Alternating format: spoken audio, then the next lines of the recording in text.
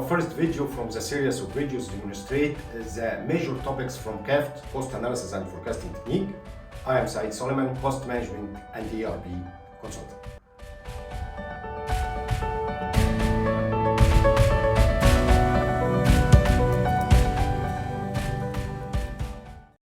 In this video, we'll talk about the bid price component.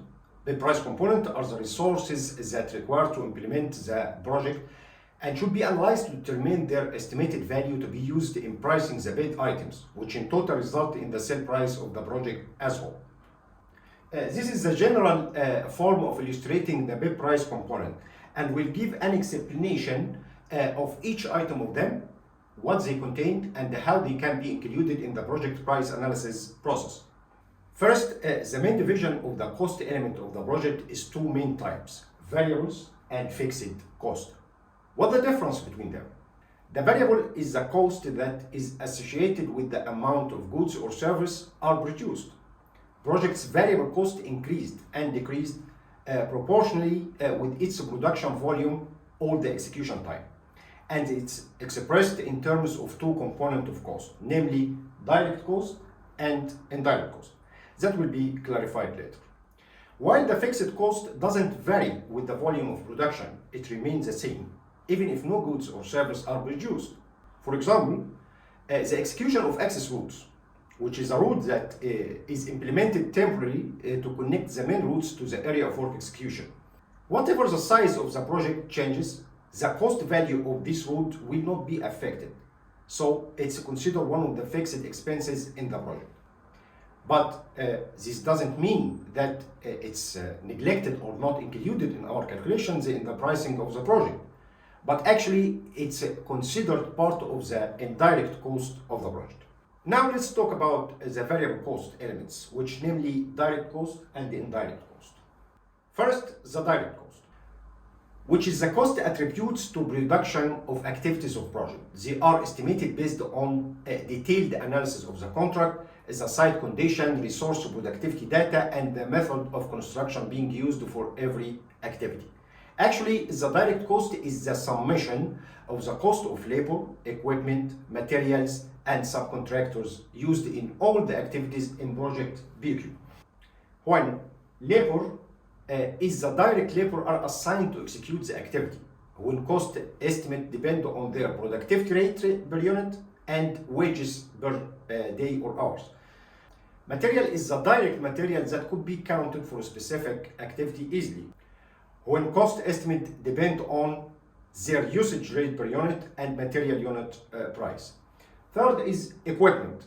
Equipment are the heavy duty machines that are assigned to execute the activity, when cost estimate also, like labor, depend on their productivity rate per unit and rent rate. Last direct element is a subcontractor. Is a company or person who is hired by a general contractor to perform a specific task as part of the overall project. Second, the indirect cost, which reflects the cost of items which cannot be directly charged to a specific work element. This includes the cost of utilities, permits, supervisors, which service many tasks in the project's BQ. And this cost is not impacted directly by the increase in quantities of work items. For example, the value of supervision for the execution of reinforced concrete work with a volume of 100 cubic meters, for example, will not change if this quantity is increased to be 120, because the supervision value is the same. They will take the same time to execute additional quantities. But this doesn't mean that it's not affected at all.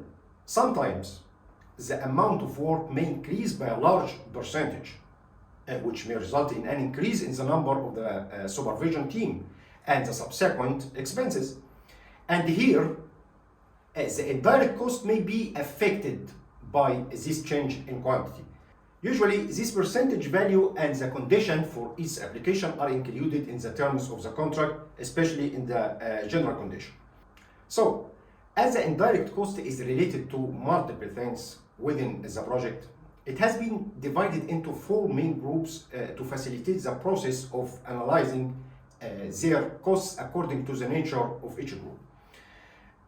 These groups are, first, operation indirect cost, financial and legal, risk reserve, and finally the markup.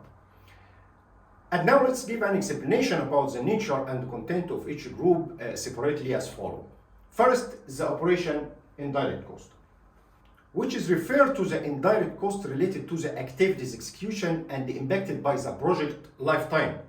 And sometimes it's impacted by the work volume too, if the work volume exceeds a specific percentage from the original work volume as mentioned in the contract condition and explained before. And this group consists of the following components. First, personnel.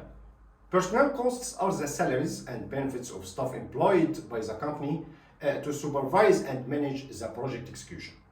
They are classified to field engineer, office engineers, quality control engineer, material engineer, and so on. All supervision will be managed the project. The second is mobilization, which refer to all activities and associated costs for the necessary general facilities for the contractor's operation at the site, like grading and landscape, field offices, temporary access route. You remember the access routes as we mentioned in the fixed assets, we considered this value as indirect. Like fencing, workshop building, stores, sheds and parking area, and site utilities, and several items like that. Next is general equipment. All machinery and associated cost for the general site work which is difficult to be tracked for a specific activity, like heavy equipment rental, light scaffolding and platform, structure formwork systems, and others associated costs related to such equipment, like fuel, gas, oils, and all maintenance tools will be used for such equipment. Next is consumption. The cost of all indirect materials will be used and fully consumed within project lifetime. And also it presents the cost of some direct materials that's difficult to be tracked and assigned for a specific task, like small tools and supplies, water consumption for work and mobilization, and other items too for general sites, like cables for site lighting, pipes for site water feeding, and general site expenses for safety. The next is office expenses, which reflects the running cost of expenditure necessary to support the management of operation, like field office expenses, IT expenses, surveying works, testing and QC expenses, and security expenses. Next is consultancy. Consultancy refers to the cost of technical support service like shop drawing, design work, surveying, soil investigation, sometimes legal consultancy, especially in the project in JVs with other contractor or consortiums that assigned by outsources experts. Finally, in the operation indirect cost is custom clearance. The fees, costs, and associated for freight and custom clearance of the imported material and include transportation, freight and custom clearance, and the material moving and reallocation internally from the port to the site. The second group from the indirect cost is financial and legal, which is mostly the governmental fees. And the estimated value of this group impacted by the contract selling price, as it's almost estimated as a percentage of the expected final sale price. This group consists of the following items: insurance, which is the fees cost for a standard insurance policy that provides coverage for property damage and third-party injury, like third-party insurance, social insurance, labor insurance. Next one is fees and stamps, which reflect the cost of all fees and stamps duties on the contract agreement, financial transactions, and administration facilities like permits, bank charges, governmental stamps duties, and engineering union fees, something like that. The third one is bond. The bonds is a reserved value by the client to overcome difficulties that have been caused by the contractor, like performance bond, advance payment bond, and retention bond. The third group from the indirect cost is risk reserve. Risk reserve used to provide a safeguard against uncertain circumstances that are anticipated to affect the project, such as weather, labor problems, and so on, and estimated based on risk assessment analysis, if you have the time to do it. And if we can't make a detailed risk assessment analysis, we can consider its estimated value as a percentage from the expected total selling price. And definitely, this percentage is estimated based on the back experience from the estimator in similar projects. The components of this group classified as follows. First, contingency. Contingency is an amount of money set aside to cover any unexpected costs that can arise throughout the project. This money is on reserve and is not allocated any specific area of work. Essentially, the contingency acts as insurance against other unforeseen costs. Second is warranty. Warranty is a reserved cost to cover any defects or deficiencies will develop in the contractor construction work for a period of a year after handing over, to repair or replace any work which is found to be defective or deficient before the expiration of the 1 year period. The last group from the indirect cost is markup. This group reflects the costs that cannot be directly attributed to a single project and also estimated as a percentage from the expected total sale price.